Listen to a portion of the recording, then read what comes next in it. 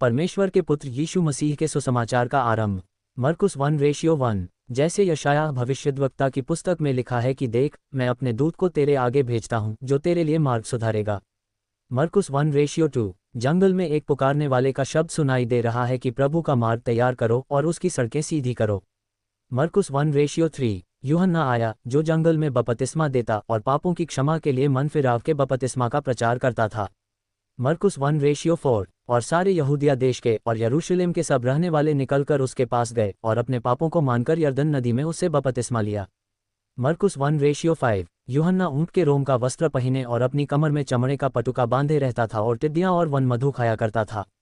मरकुस 1:6। और यह प्रचार करता था कि मेरे बाद वह आने वाला है जो मुझसे शक्तिमान है, मैं इस योग्य नहीं कि झुककर उसके जूतों का बंध खोलूं। मरकुस 1:7। मैंने तो तुम्हें पानी से बपतिस्मा दिया है पर वह तुम्हें पवित्र आत्मा से बपतिस्मा देगा। मरकुस 1:8। उन दिनों में यीशु ने गलील के नासरत से आकर यरदन में यूहन्ना से बपतिस्मा लिया। मरकुस 1:9। और जब वह पानी से निकलकर ऊपर आया तो तुरंत उसने आकाश को खुलते और आत्मा को कबूतर की नाय अपने ऊपर उतरते देखा। मरकुस 1:10। और यह आकाशवाणी है कि तू मेरा प्रिय पुत्र है, तुझसे मैं प्रसन्न हूँ। मरकुस 1:11। तब आत्मा ने तुरंत उसको जंगल की ओर भेजा। मरकुस 1:12। और जंगल में 40 दिन तक शैतान ने उसकी परीक्षा की और वह वन पशुओं के साथ रहा और स्वर्गदूत उसकी सेवा करते रहे। मरकुस 1:13। यूहन्ना के पकड़वाए जाने के बाद यीशु ने गलील में आकर परमेश्वर के राज्य का सुसमाचार प्रचार किया। मरकुस 1:14। और कहा, समय पूरा हुआ है और परमेश्वर का राज्य निकट आ गया है, मन फिराओ और सुसमाचार पर विश्वास करो। मरकुस 1:15। गलील की झील के किनारे किनारे जाते हुए उसने शमौन और उसके भाई अंद्रियास को झील में जाल डालते देखा क्योंकि वे मछुए थे। मरकुस 1:16। और यीशु ने उनसे कहा, मेरे पीछे चले आओ, मैं तुमको मनुष्यों के मछुए बनाऊंगा। मरकुस 1:17। वे तुरंत जालों को छोड़कर उसके पीछे हो लिए।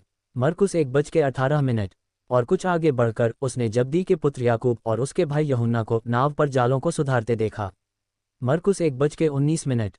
उसने तुरंत उन्हें बुलाया और वे अपने पिता जब्दी को मजदूरों के साथ नाव पर छोड़कर उसके पीछे चले गए। मरकुस 1:20।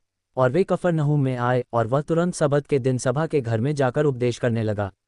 मरकुस 1:21। और लोग उसके उपदेश से चकित हुए क्योंकि वह उन्हें शास्त्रियों की नाई नहीं परंतु अधिकारी की नाई उपदेश देता था। मरकुस 1:22। और उसी समय उनकी सभा के घर में एक मनुष्य था जिसमें एक अशुद्ध आत्मा थी। मरकुस 1:23। उसने चिल्लाकर कहा, हे यीशु नासरी, हमें तुझसे क्या काम? क्या तू हमें नाश करने आया है?